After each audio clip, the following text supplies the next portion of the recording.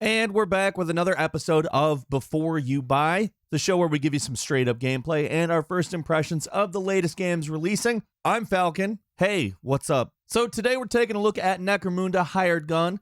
There has been a seemingly never-ending stream of new Warhammer games coming out on PC for the last few years, and while the generic name of the game might make you think that it's just another piece of shovelware with a Warhammer 40k coat of paint, anyone who actually checked out the trailer knew that there might actually be something special here. Now, what really caught our eye was the fact that this game was being made by French developer Streamon? I don't know. I've never had to actually say it out loud. I've seen it up until this point. This is a developer that is behind one of the strangest and most interesting FPS games ever called EYE Divine Cybermancy. Their previous game, Spacehawk Deathwing, was kind of a disappointing follow-up, so we were kind of interested to see if this game would be close to the things that people loved about EYE. So let's talk about EYE for a second. It was about as player-unfriendly as a game could get. The story was impenetrable. The character building was obtuse, and there was a whole absolutely baffling hacking minigame that I, if I'm honest, never actually understood. What made the game cool was all the awesome weapons and crazy powers you could use, and that's something that I was particularly curious about with Necromunda Hired Gun. Now, does this game live up to the promise of its trailer, which is just pure badass?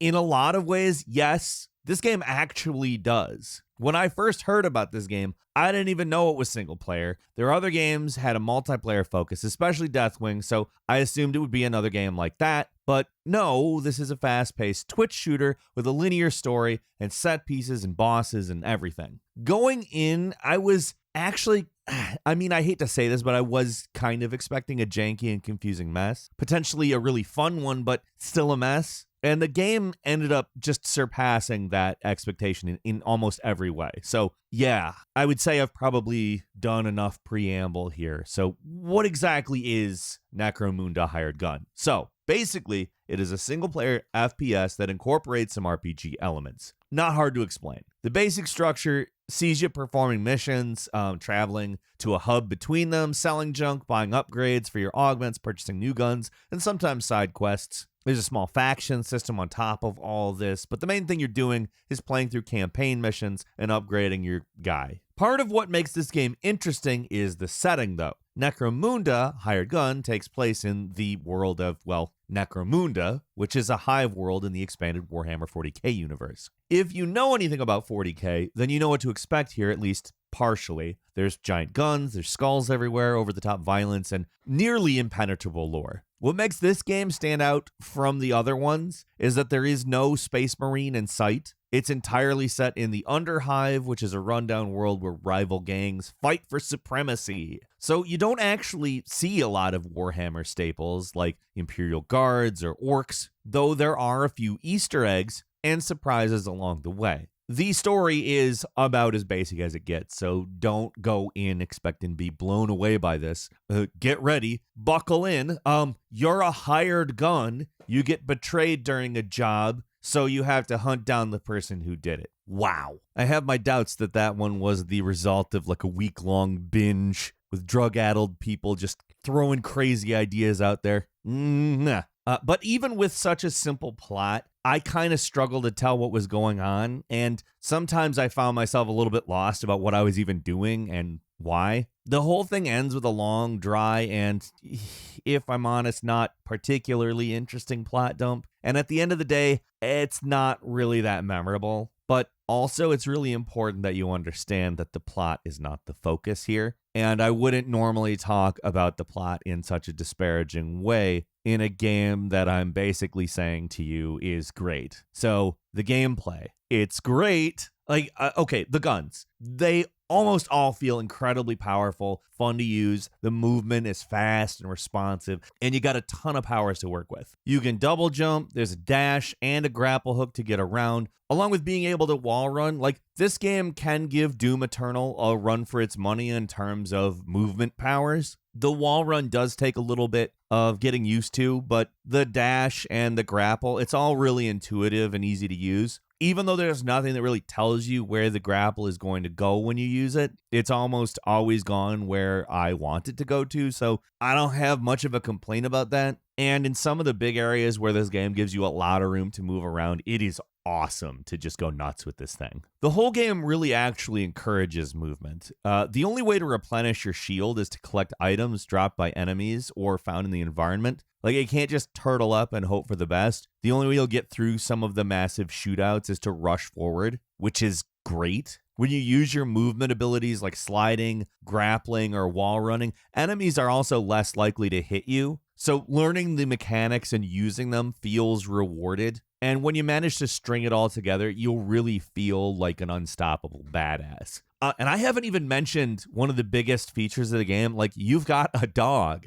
It's great too. When you summon it, it highlights all the nearby enemies and automatically attack anything nearby. It's on a cooldown though, so you can't just like use it whenever you want. But I did use the dog a pretty fair amount. It is awesome for distracting like tougher armored enemies or helping you spot enemies easier in darker areas. You can even upgrade the dog. You can turn it into a horrible abomination of flesh and machine if you really feel like it.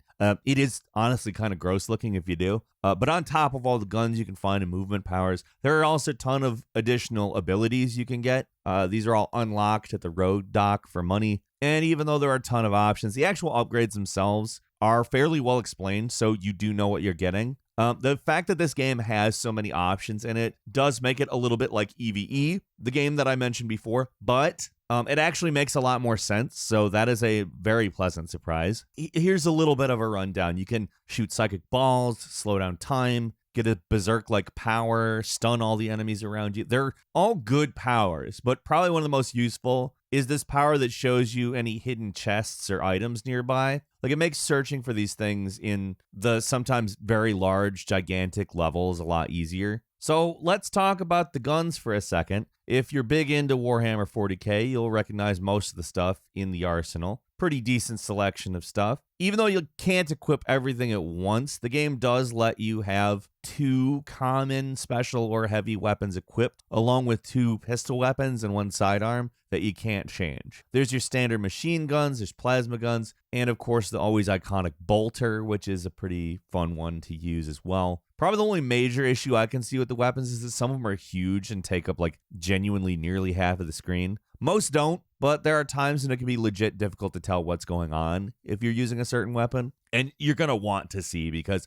the environmental design is probably one of the game's biggest strengths. Even though the whole game basically takes place in abandoned sewers below a giant city, there's a lot of variety to the locations you visit here, and some of the vistas they've created are actually really impressive. Like, again, this is a sewer under a city. The look of the game captures the feeling of being in an over-the-top gothic nightmare world, and that's what it's supposed to do. That's what Warhammer 40k is. Certain games forget just how weird the world of Warhammer really is, but they totally nail it here. It is grotesque, it is awe-inspiring, and there's just some really cool stuff to see. On the sound side of things, also, weapons sound beefy as hell. Soundtrack is a mix of synths and Doom Eternal, like, thrash metal-y type stuff. It's actually a little unusual for Warhammer 40k games, which usually get big orchestral soundtracks, heavy on like Latin chanting. But the use of guitar riffs fits really well with the setting. I mean, it's a world where everything looks like a heavy metal album cover, so why not embrace it? So that's a lot of positives, but I do want to stress that it's not a perfect game. I finished it in about 8 hours, so it's not short, but it's not exactly long either, especially for a $40 game. Some of the cutscene animations are not good,